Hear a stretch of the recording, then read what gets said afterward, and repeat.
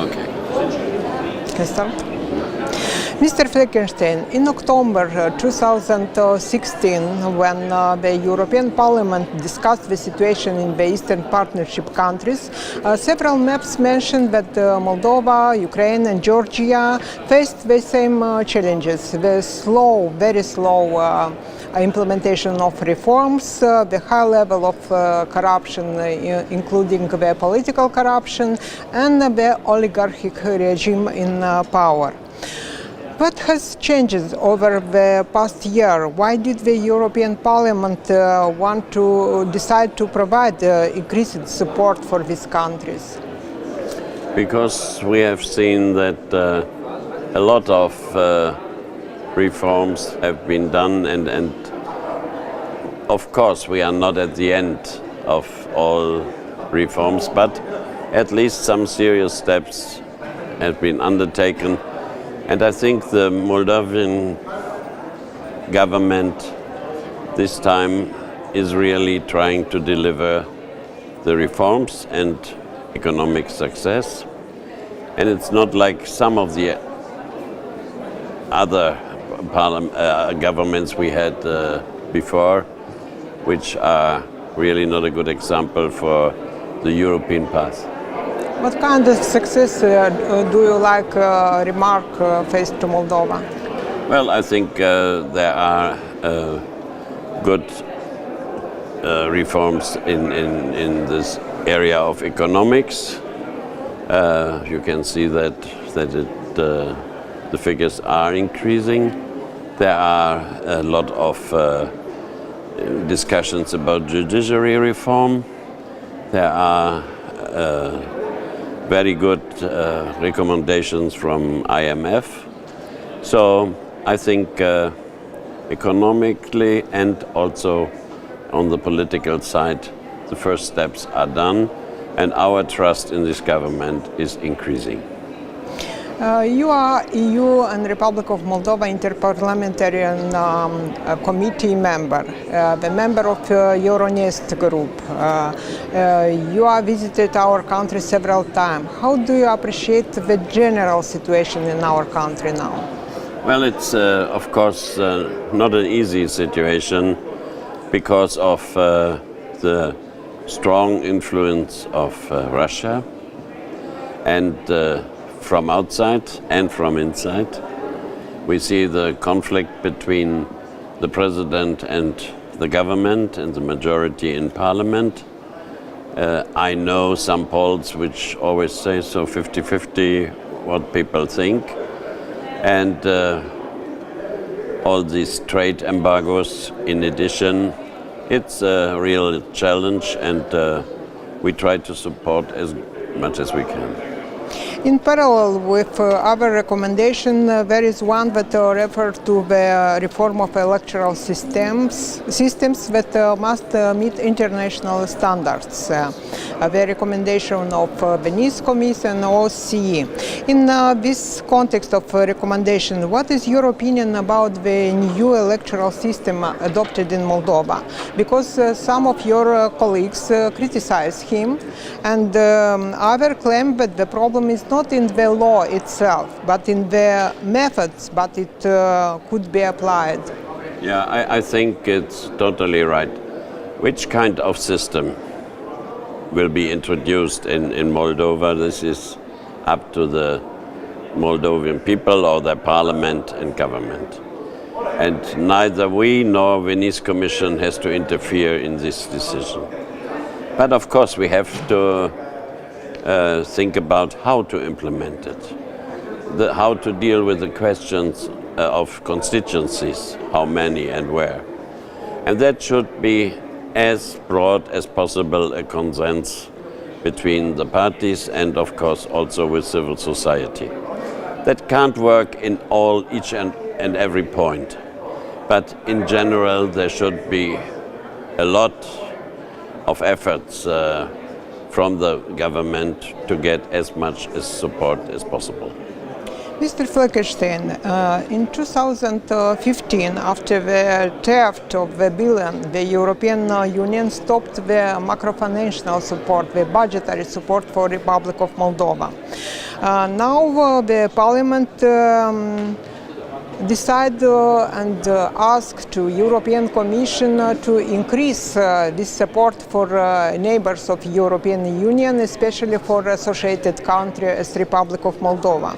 To your mind, how can Moldovan citizens, ordinary citizens, understood this situation, this dilemma? No, to increase means that we are prepared, we and others are prepared to give more money to the country. First of all, of course, to make the reforms possible, but secondly also, I hope in a way that people really can meet it, feel it. Because I'm not a real fan of the situation to give all the money to consultant and to government, and at the end, governments may be happy, but nobody in the field, nobody in the towns and in the rural area really feel it. So we should also think about, in addition, about, for example, what is possible to go, which further steps can be done. And there might be in the future some additions with regard to the Schengen room. There might be some including also Moldova in a roaming area as we have it here in the European Union since a short while. All this is possible if the reforms are done and if we really implemented what we promised each other with the association agreement. This is, of course, first of all, our common task. And if we have this, we can also go further, and there will be some steps that people will see it and will have benefit of that. A lot of your MEP's colleagues and this recommendation document from European Parliament insist that any financial support must be conditioned by strengthening of rule of law, ensuring the independence of justice, good governance, and fight against corruption. But we have to admit that measuring performance in such area is very difficult.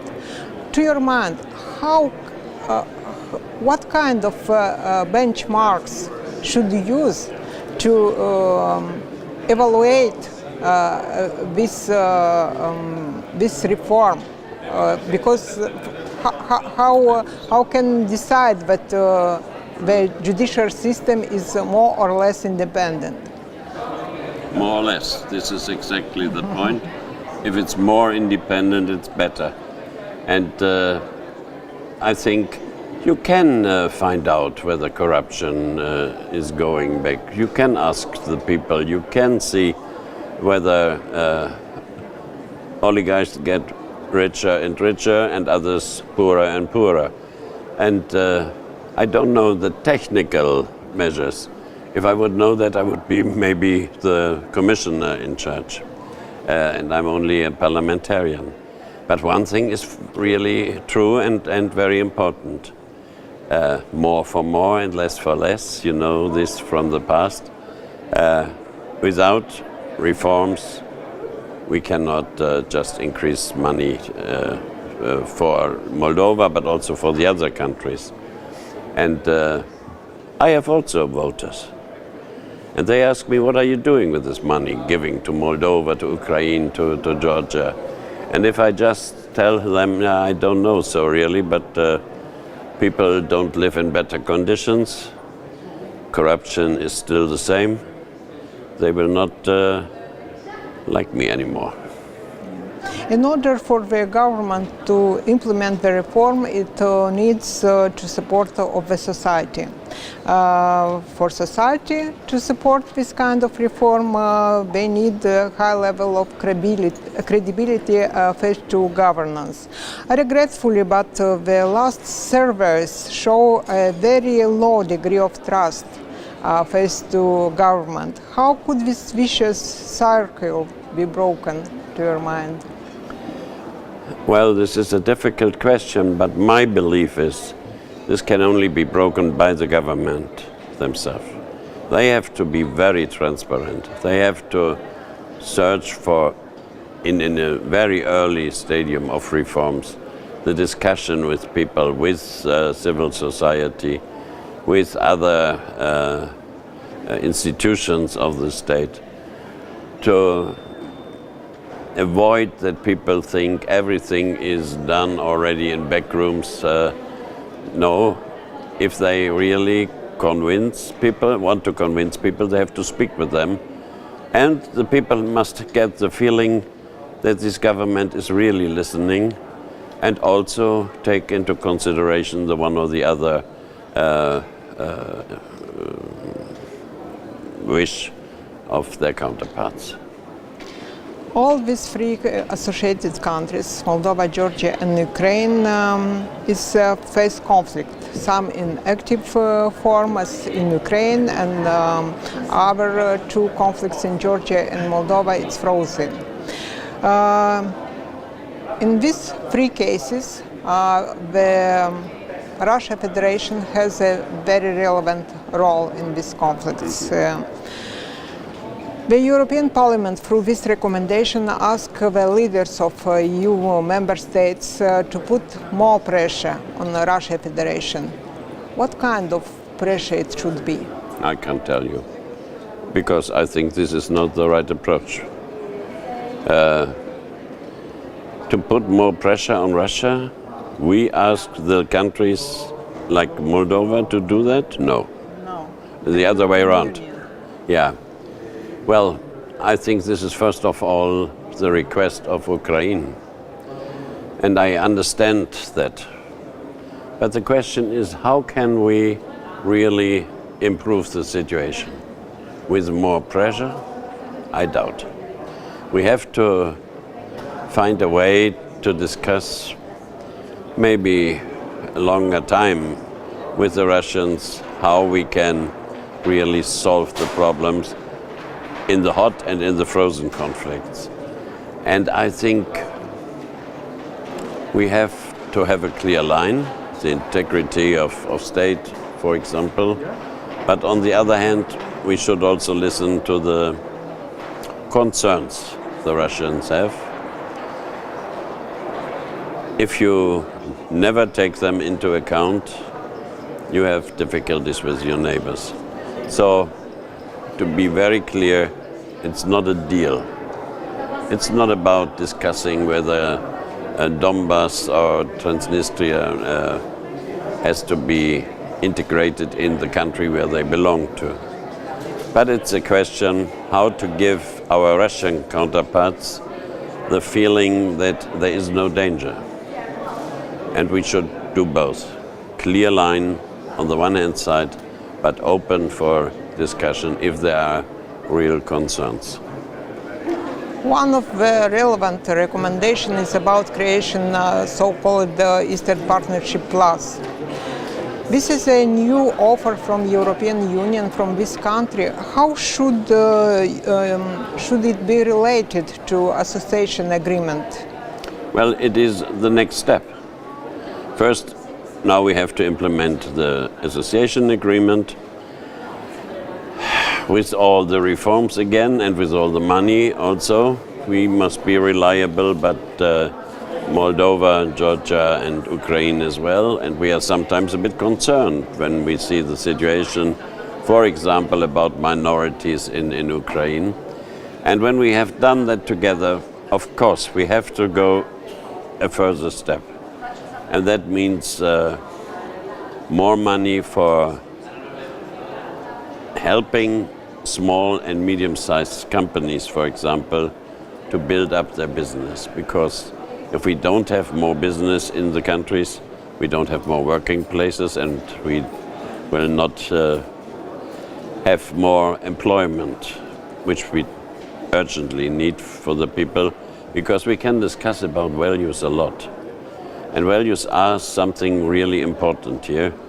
But if you don't have a job, if you don't know how to feed your family and yourself in the end of the month, then with the values, maybe it's not the most important thing for people.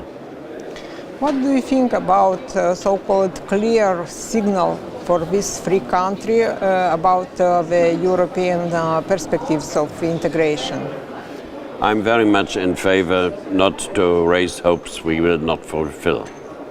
And that means not that Article 49 is not anymore on the table.